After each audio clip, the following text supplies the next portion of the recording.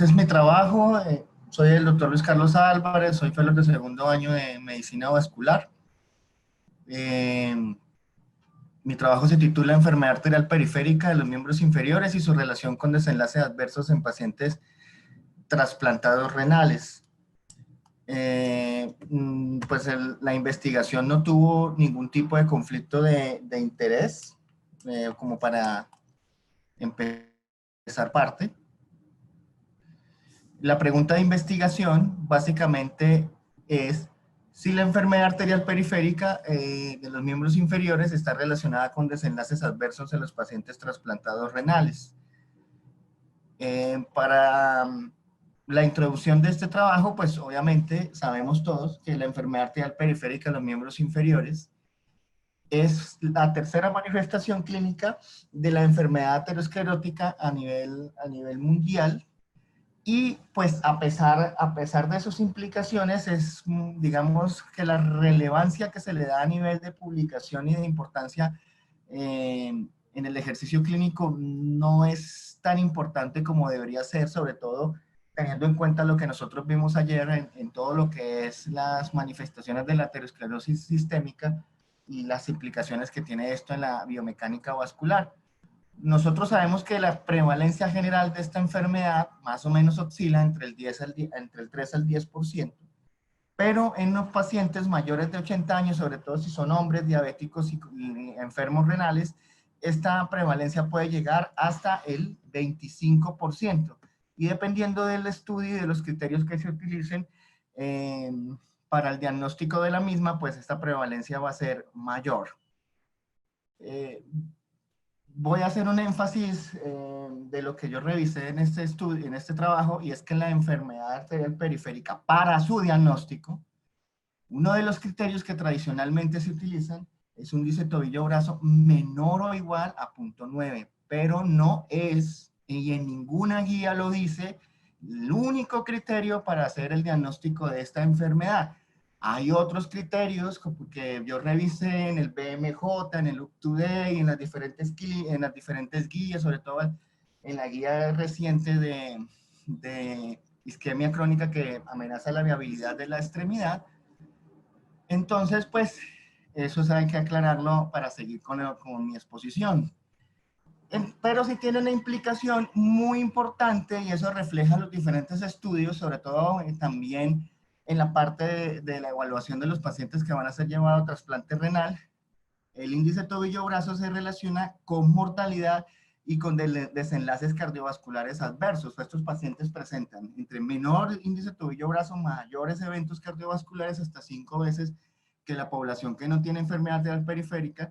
Y si ese índice tobillo-brazo sobrepasa también el nivel de 1.4, esa mortalidad que se vuelve directamente proporcional al aumento del índice tobillo-brazo. Quiere decir que un índice tobillo-brazo bajo se relaciona con mortalidad y uno alto también se relaciona con mortalidad, por eso esa imagen es no hay expresada. Pero ¿cuál es la importancia? ¿Por qué hay que buscar la enfermedad arterial periférica en los pacientes que van a ser llevados a trasplante renal? Normalmente la importancia radica en el cirujano. El cirujano tiene que saber o quiere saber cómo está el estado de esa ilíaca. Porque pues obviamente el trasplante cuando se va a implantar pues va a ir a la ilíaca, sobre todo la ilíaca externa, a la arteria ilíaca externa del lado derecho, que es donde tradicionalmente se hace el trasplante. Y pues ellos dicen, bueno, yo necesito saber cuál es el estado. Por eso, no solamente ellos hacen en muchos grupos de trasplante, no solo hacen el screening formal de la enfermedad arterial periférica, sino que a algunos grupos incluso solo les interesa si está calcificada o no la ilíaca. Entonces le hacen una radiografía de abdominopélvica o un TAC abdominopélvico, o incluso un Doppler, si le ven ya obstrucción, pues hacen otros estudios más avanzados, pero es focalizado principalmente en este hallazgo de cómo está el estado de la ilíaca. Entonces uno puede ver que la incidencia de la enfermedad arterial periférica en los pacientes llevados a trasplante grave, que vuelvo, insisto, los estudios no son homogéneos para determinar cuál es el diagnóstico o definir la gravedad de la enfermedad. Este estudio, por ejemplo, dijo, para mí la enfermedad arterial periférica es grave cuando el paciente tocó hacerle una intervención de revascularización, o fue amputado, o, o simplemente tuvo un desenlace adverso. Y aquí en este estudio, desde los 80, entre 1985 y 1995, encontró que a 5 y a 10 años estos pacientes tenían una incidencia de esta enfermedad periférica grave entre el 4.2 y 5.9% de los casos. Y en otro estudio, que aquí están esos números grandes que están ahí, esos 53.309 pacientes que están en lista de espera para ser trasplantados, y ese 43.000 son pacientes que fueron trasplantados en un seguimiento que hizo el grupo de John Snyder. Ellos encontraron que la incidencia acumulada de la enfermedad arterial periférica fue del 24% de los pacientes de lista de espera y del 20% de los trasplantados, y que incluso, a pesar de que pues la incidencia de la enfermedad era mayor en diabéticos, la mortalidad en el seguimiento de estos pacientes, independientemente del diagnóstico de la diabetes, o sea, puedo ser diabético o no, pero me aparece la enfermedad arterial periférica, esta se vuelve incidente, tengo una probabilidad de morir de hasta 3 veces por cualquier causa en los pacientes que están en lista de espera a 3 años, o tienen el doble de probabilidad de morir a los pacientes que tienen enfermedad arterial periférica sin importar o no la presencia de diabetes. Esta mortalidad fue hasta del doble. Entonces, ¿por qué las celíacas? Recientemente, en este año, 2020, el Salim hizo un metaanálisis donde hicieron una revisión extensa de la literatura. Ellos al final quedaron con 8 estudios, una población aproximada de 842 pacientes que tenían calcificación ilíaca, comparados con 2.632 pacientes que no la tenían. Ellos hicieron unos cálculos matemáticos e incluso separaron la mortalidad y la pérdida del injerto por cada uno de los subrogados, o sea, excluían la muerte o excluían la pérdida del injerto para mirar cómo le iba a esos pacientes. Y estos pacientes definitivamente les iba mal.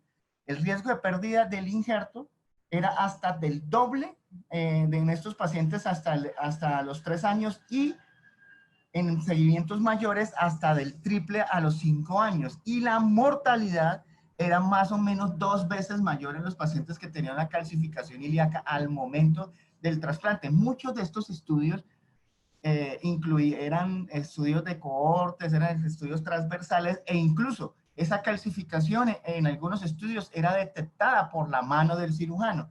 Entonces, al momento, pues obviamente de hacer el trabajo, me encontré con esa sorpresa. Tradicionalmente uno diría, no, pero pues a estos pacientes les van a hacer un estudio hemodinámico no invasivo en los miembros inferiores o algo para determinar la enfermedad periférica, pero muchos de estos trabajos simplemente contaban o buscaban la calcificación ilíaca. Y siempre la mortalidad en este grupo de pacientes fue mayor. Curiosamente aquí en este cuadro, estos pacientes tenían una calcificación ilíaca, a pesar de ser enfermos renales crónicos en estadio 5, tenían mayor prevalencia de hipertensión, de diabetes y de dislipidemia. Y la mayoría de esos pacientes ya habían tenido una historia previa de infarto agudo de miocardio cuando tenían obviamente esa calcificación ilíaca. Entonces, en el Hospital San Vicente Fundación de Río Negro, se le hace tamizaje a estos pacientes, obviamente por lo mostrado anteriormente en cuanto a los desenlaces y a la necesidad de tener integridad de la arteria ilíaca para el momento de la implantación del trasplante, a todo paciente que tenía una edad mayor de 50 años o antecedente de diabetes. Y este estudio hemodinámico de miembros inferiores consistía en la medición del índice tobillo-brazo, esto está protocolizado, el IDB, la realización de presiones cementarias y la evaluación de la perfusión por cambios de volumen sanguíneo mediante la pletismografía. Eso es lo que está estandarizado en el Hospital San Vicente Fundación.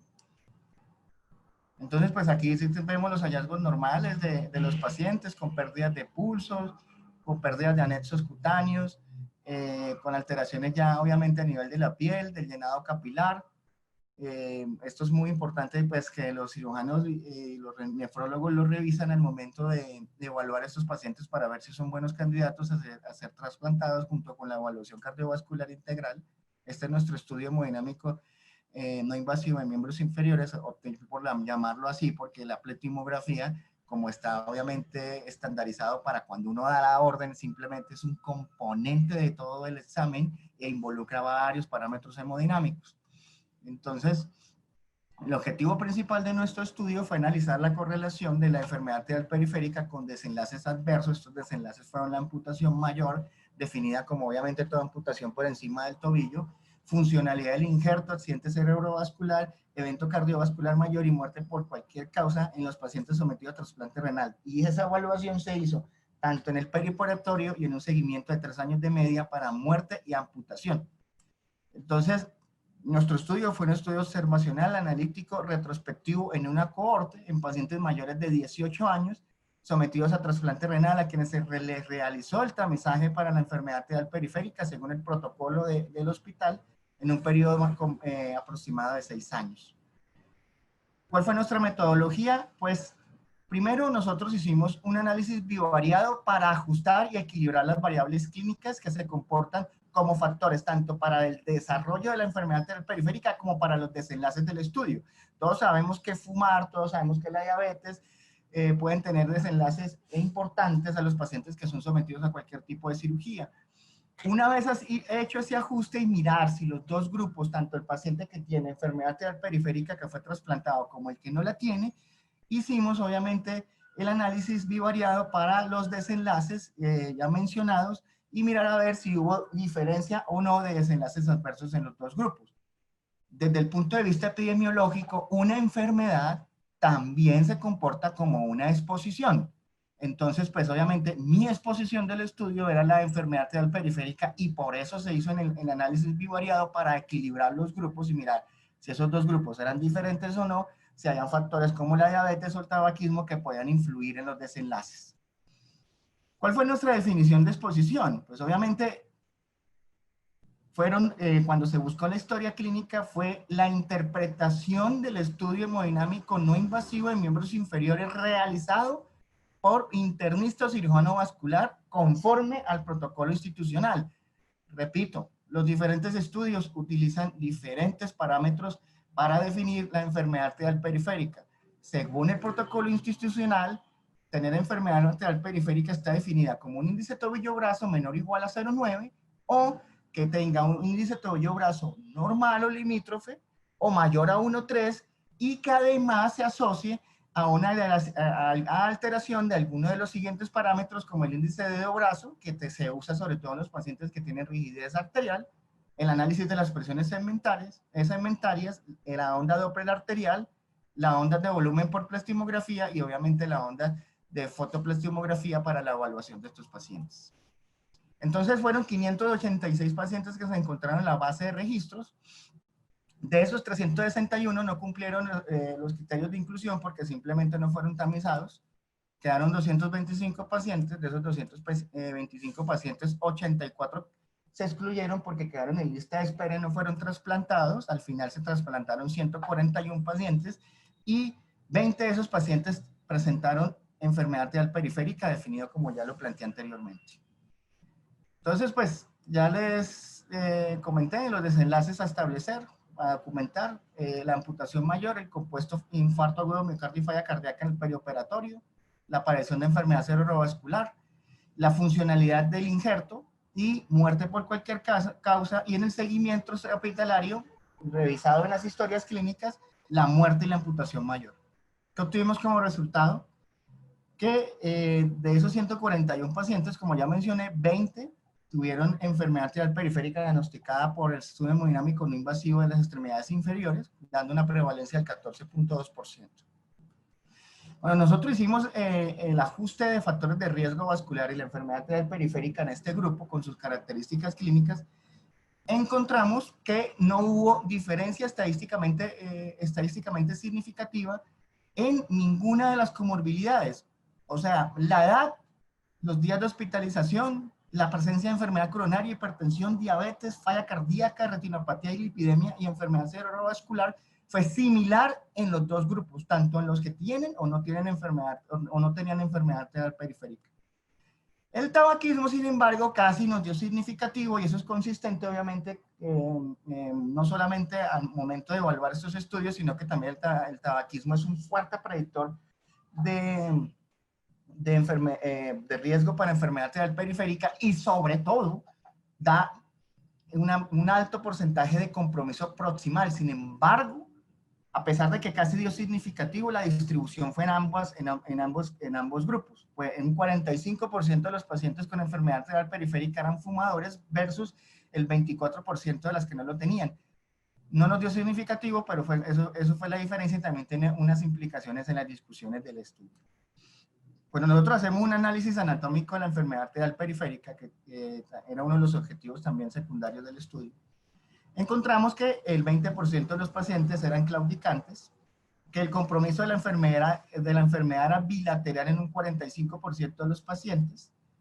No hubo, y eso como les mostré antes en el metaanálisis de ELACIN, no tuvimos compromiso aortilíaco en nuestro estudio. Posiblemente eso también tuvo influencia muy importante en los desenlaces que voy a exponer a continuación. Miren acá que el índice tobillo-brazo solamente estuvo bajo en el 40% de los pacientes si tomamos en cuenta la extremidad inferior derecha. Y pues acá miramos que pues obviamente la prevalencia la prevalencia del índice tobillo-brazo en el miembro inferior derecho fue bajita, o sea que posiblemente no fue el objetivo del estudio, pero el índice tobillo-brazo se queda corto al momento de realizar el diagnóstico de una enfermedad arterial periférica en los pacientes de este grupo.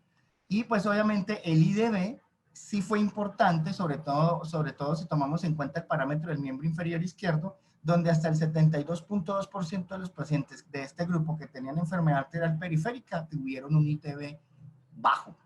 Entonces, pues, obviamente eso es un dato importante. Bueno, nosotros vamos a analizar los desenlaces, ya después de haber ajustado los dos grupos. Tenemos lo siguiente. Desafortunadamente fueron bajos nuestros desenlaces, no tuvimos mayores desenlaces. Y pues el único desenlace que nos dio estadísticamente significativo en el seguimiento de media de 3 años de los pacientes posterior al trasplante fue la amputación. Dirán, pues obvio, pues se amputan más porque tienen una enfermedad arterial periférica, pero es muy significativo y muy importante que a pesar de que tuvimos problemas en cuanto a tamaño de muestra, y eso hay que tener en cuenta siempre cuando se evalúan este tipo de estudios, es muy importante que nosotros hayamos documentado esta diferencia estadísticamente significativa de amputación entre los dos grupos. Pero cuando analizamos de todas maneras, no nos quedemos solamente en la parte de si hubo o no hubo significancia. Miren que, por ejemplo, la única mortalidad intrahospitalaria que hubo de los pacientes fue del lado del grupo de enfermedad arterial periférica. Este paciente tenía 6 morbilidades, era diabético, hipertenso, obeso, dilipidémico, tenía enfermedad coronaria. Y no lo mencioné, pero en el análisis de ELACIN sobre la calcificación ilíaca y los desenlaces, uno de esos desenlaces que evaluaron era la función retardada del injerto, definida como la necesidad de diálisis en la primera semana en estos pacientes, para que después ese injerto funcione. A nosotros ni siquiera pudimos hacer, obviamente, un análisis estadístico, no tuvimos significancia, pero eso también va acorde a ellos. Ellos no encontraron relación entre la enfermedad arterial periférica y la funcionalidad y el retardo de la funcionalidad del injerto. Sí, con la pérdida del injerto. De hecho, en nuestro grupo hubo 2 pérdidas del injerto que fueron del lado de la enfermedad arterial periférica. Pues obviamente uno puede decir, pues es que me faltó tamaño de muestra. Ahorita explico por qué faltó el tamaño de muestra. También tengamos en cuenta, por ejemplo, que el evento cardiovascular mayor hubo un caso, tanto en el grupo de enfermedad arterial periférica como el que no la tenían, pero ese caso representa el 5% de los pacientes versus el 0.8% del grupo que no tenían EAP. Entonces, obviamente aquí hay una tendencia en el estudio que es muy similar a lo que uno encuentra en la revisión de la literatura. Entonces, cuando nosotros entramos en la discusión de lo que pasó, tenemos lo siguiente. 1. La prevalencia de nuestro grupo fue del 14.2% de los pacientes. Esto es más bajo que lo reportado en la literatura médica. Esto puede tener una explicación y es que seguramente la forma en que nosotros como escuela abordamos el diagnóstico de la enfermedad arterial periférica es más preciso y tiene unos elementos de evaluación mucho más importantes de lo que, por ejemplo, reportan los estudios. El segmento arterial más comprometido fue el infrapopliteo de forma bilateral. Y ojo, la diabetes estaba igualmente distribuida y es un hallazgo muy significativo tanto en los pacientes que tenían o no tenían enfermedad arterial periférica. Este es un perfil muy similar a los que uno encuentra en los pacientes ancianos, y eso que el grupo de nuestro estudio tenía una mediana de edad de 58 años, en negros y asiáticos, y pues obviamente los pacientes que tienen diabetes. Entonces me dirán, no, es que fue la diabetes. Pues no, porque la diabetes estuvo distribuida similarmente en los dos grupos. Eso quiere decir que la enfermedad renal crónica aporta de forma independiente a la diabetes y por el mecanismo de la esclerosis de Mockenberg a este tipo de compromiso. Es una hipótesis, porque obviamente yo no puedo hacer una aseveración con los hallazgos del estudio de este hallazgo.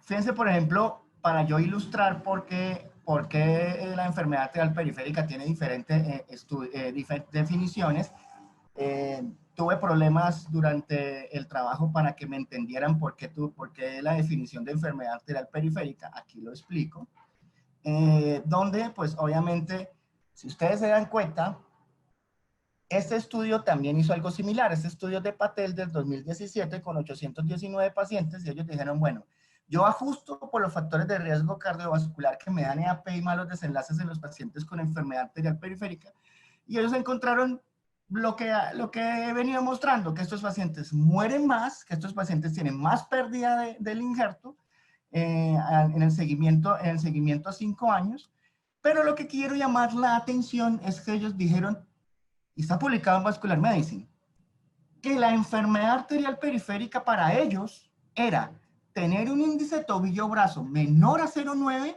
o mayor e igual a 1,4. Entonces, obviamente, la prevalencia de ese índice tobillo-brazo, junto con lo bajo, pues obviamente les dio 46% de prevalencia. Entonces, aquí está como más resumido.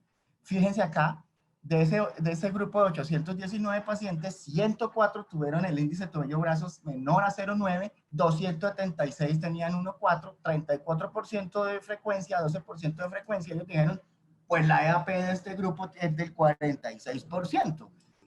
Y pues obviamente los desenlaces adversos fueron más frecuentes en los pacientes con enfermedad arterial periférica, y pues obviamente ellos se centraron en el índice tobillo-brazo, que cuando estaba bajo era un factor independiente y significativo de pérdida del injerto, mortalidad y desenlaces secundarios de tipo cardiovascular, aunque pues la P y el intervalo de confianza no les alcanzó a dar. Entonces, pues obviamente en la discusión, pues la mortalidad presentada en nuestro estudio, que fue solamente una, fue en el grupo de enfermedad arterial periférica, y era un paciente con 6 comorbilidades, incluyendo diabetes, hipertensión, tabaquismo y sobrepeso. Marca una tendencia con lo reportado. La amputación en el seguimiento ambulatorio fue más alta en el paciente, en los pacientes que tenían EAP, pues obviamente, posiblemente debido a la progresión de la enfermedad. Y pues aquí es donde tenemos que hablar de las limitaciones del estudio. Pues obviamente todo estudio retrospectivo no aleatorizado tiene muchos sesgos de memoria, de selección, etcétera. Pero acá el más importante fue que si uno calcula que la prevalencia general en este grupo de pacientes de la enfermedad arterial periférica era más o menos del 25%, para haber encontrado unos desenlaces significativos, tuve que haber reunido por lo menos 100 pacientes más. Nuestro grupo hizo el esfuerzo de reunirlos, pero no, habían 141, o sea, pues esos son los hechos en el Hospital San Vicente. Posiblemente si se hubiera hecho un estudio multicéntrico, hubiéramos podido reunir un grupo más importante, hubiéramos podido sacar unas conclusiones más sólidas. Me parece significativo de mi estudio la prueba que tenemos al menos una idea de la frecuencia de la enfermedad en este grupo de pacientes y del compromiso anatómico.